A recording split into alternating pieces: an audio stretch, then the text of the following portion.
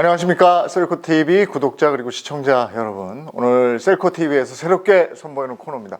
터놓고 말해요 라는 건데, 우리가 살고 있는 이 터에 대한 얘기를 가감없이 터놓고 얘기해보자, 이런 뜻으로 준비된 코너입니다. 그래서 오늘 첫 순서로 오신 분들은요, 누구보다도 부동산 현장에서 생생한 정보들을 가장 가깝게 접하는 두 분입니다. 대한민국에서 가장 핫한 부동산의 중심 강남에서 직접 공인중개사로 계신 두 분을 모셨어요. 최은희 대표님 그리고 신만호 대표님입니다. 어서 오십시오.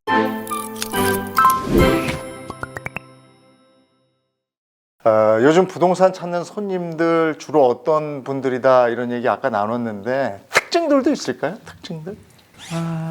이제 개포동 같은 경우에는 이제 아무래도 이제 강남에서 이제 좀 이제 압구정하고 대치동하고 개포동 하면은 개포동이 이제 새 아파트면서 또 조금 이제 그 진입하기가 좋기 때문에 먼저 이제 20평대, 30평대 찾는 이제 젊은 분들, 또 부모님들이 또 이제 증여해 주기가 그래도 좀 수월하기 때문에 증여해 주시기 위해서 한다든가, 아니면은 이제 평수를 좀 넓혀서 이제 40평대, 50평대, 60평대 하시려는 분들, 이런 분들이 이제 수요가 많죠. 네. 압구정을 찾는 분들의 특징은 뭐가 있겠습니까? 압구정에 들어오고 싶은 분들이 찾겠죠. 그런데 워낙 높은 지역이다 보니까 그동안은 언감생심 꿈에도 생각을 못했는데 그동안에 집값이 많이 빠졌단 말이에요. 전반적으로. 그러다 보니까 이번 기회에 압구정동에 그동안에 진입을 하려고 했지만 못했던 분들이나, 아니면 이번 기회에 본인 집을 처분을 해서 좀 갈아타려고 좀 더 압구정동으로 이사를 하려는 분들이나 실제 움직이려는 분들이죠. 이런 분들 위주로 좀 문의가 많이 오고 있습니다. 그 압구정동은 누가 그러더라고요. 택시 콜감이 있대. 그래서 그게 무슨 소리예요? 그랬더니 택시 타고 압구정이요 딱 이러면 이제 폼이 난다, 뭐 이런 얘기를 하시더라고요. 손님들의 거래 성사율이요? 그런 게 또 있죠. 그러니까 한 10분이 오면 뭐 몇 분 정도 사시고 뭐 이런 거 퍼센트로 나와 있는 게 있습니까? 아직은 거래 성사율이 높지는 않죠.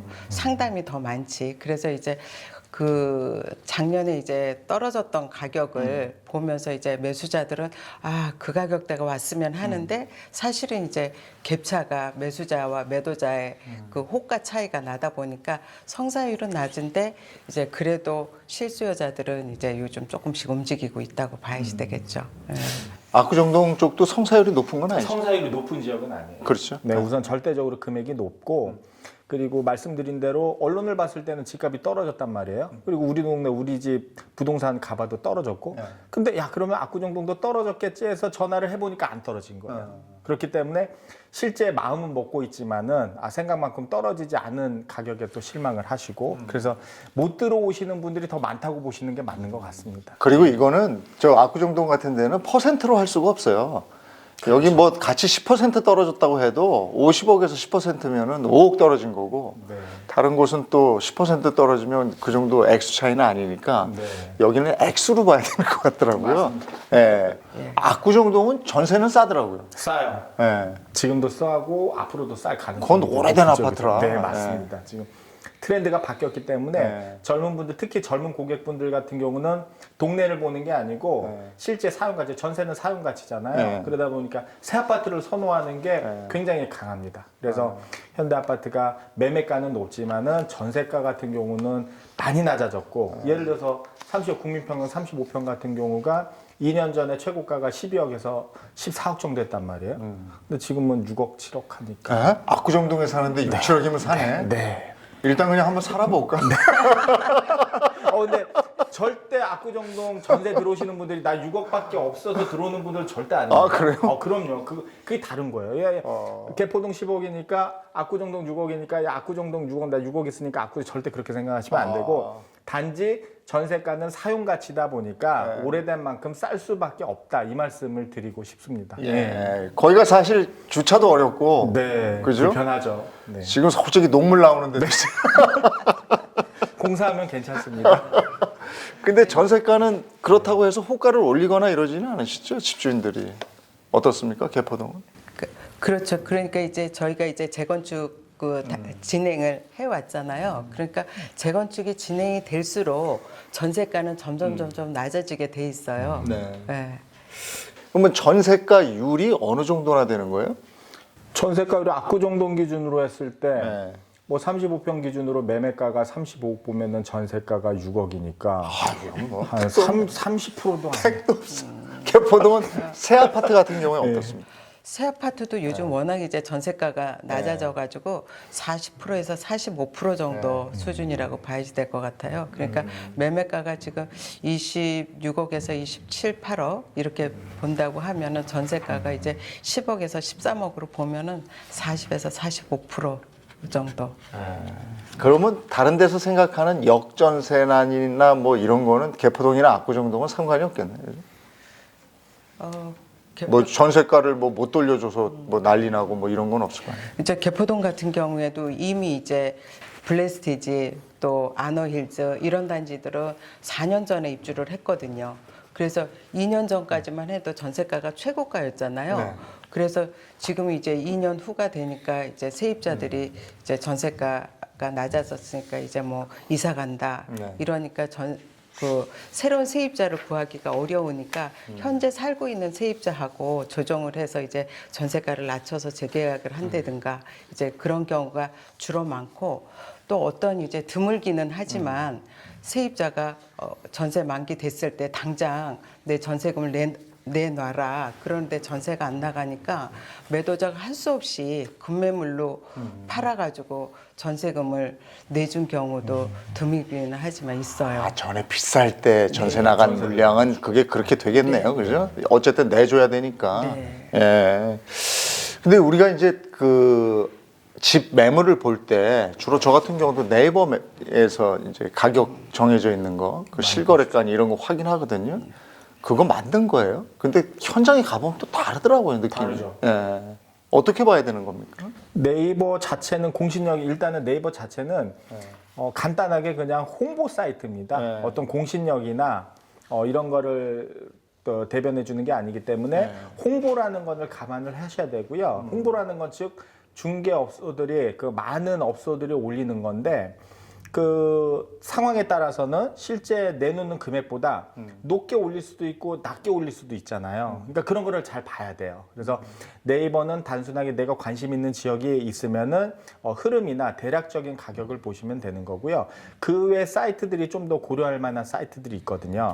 뭐 예를 들어서 뭐 호갱노노라든가 뭐 아실 아파트 실거래가 사이트라든가 이런 거를 보시면은 상대적으로 그런 데는 좀 허위 매물이 좀 덜하고 그 최근에 거래됐던 실거래가나 이런 거를 반영을 많이 하는 편입니다. 예. 그러니까 그런 것도 보시고 진짜 내가 사기 전에 한번 짚어봐야 될 것 같은 경우는 서울시 서울 부동산 정보광장이라는 사이트가 있는데 여기는 실제 거래된 것만 지키는 거예요. 그러니까 마지막에 결정하기 전에는 그거를 보시고 아 내가 살려는 게 최근에 얼마에 팔렸구나 이런 거로 하시면은 그런 네이버 같은데 홍보에 당하지 않고 실제 내가 적정하게 사고 팔 수 있다고 보시면 될 것 같습니다. 예.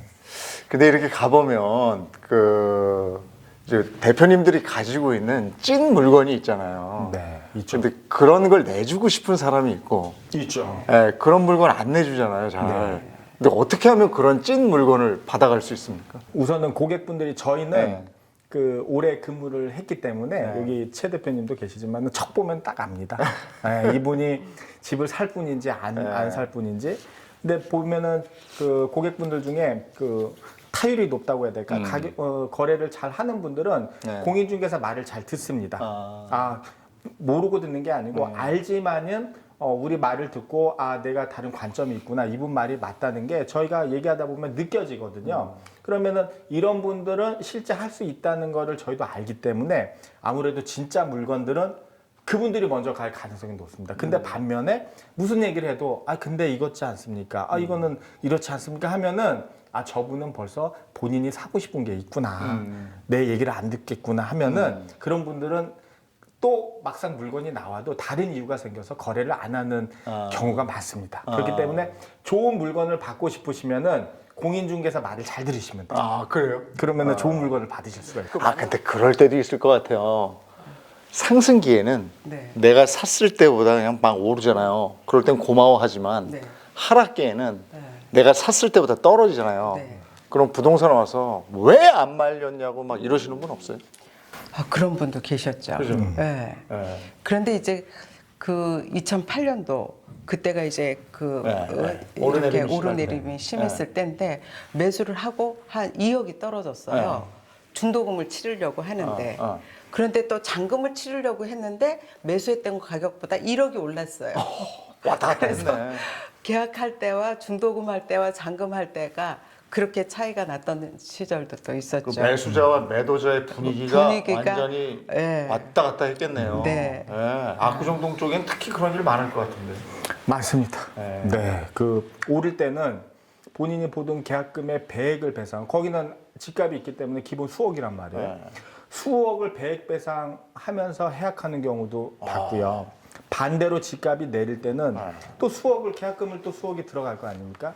수억을 포기하고 계약을 안 하는 분들도 봤어요. 반대 입장, 매도와 매수자가 반대 입장이 되는 거죠. 그렇죠. 네. 하지만은 다들 후회하셨다는 거. 그러니까 본인이 결정을 하셨으면은 끝까지 했으면은 네. 파신 분들 잘 파셨을 테고 그 사는 분도 잘 사셨을 텐데 이 집값이 오르고 내리는 거는 저희가 결정하는 게 아니거든요. 그렇기 때문에 좀 더 길게 봤을 때는 충분히 그런 행위를 그 계약을 했으면 끝까지 가는 게 맞다고 봅니다. 네. 자, 부동산 시장을 이야기할 때 모두가 관심을 갖게 되는 서울 강남 한복판의 현장 얘기 함께 나누고 있습니다. 급격한 상승은 조정을 거쳐야 한다. 부동산 시장의 양극화는 더욱 심해질 것이다. 시청자 여러분의 의견은 어떤지 많은 댓글 부탁드리겠습니다.